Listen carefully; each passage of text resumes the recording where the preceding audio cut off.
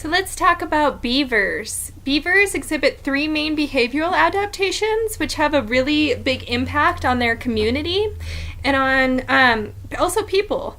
And so the first thing that I want to talk about is beavers creating beaver dams. Beavers don't actually live in dams. They just build dams over little waterways, which will cause flooding in a big area. And that flooding provides habitat that's essential for them, but it also changes the structure of the habitat, and so it changes what else can use that habitat and what else can live in that habitat. It kills off existing vegetation, it allows for new vegetation to grow there. This is important to people because we're trying to bring back wetlands. Wetlands provide habitat for a lot of other organisms besides just beavers, and it's really hard to create wetlands, but beavers can sort of do this just as a byproduct of flooding these areas so they can get what they need personally.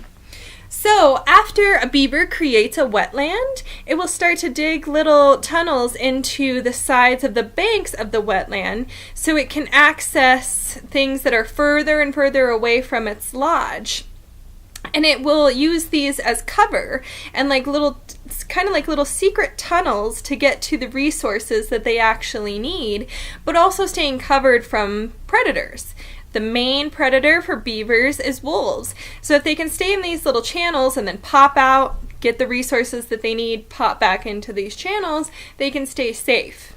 The third main thing that I want to talk about is that beavers select trees. Beavers mainly eat trees based on the size of the tree.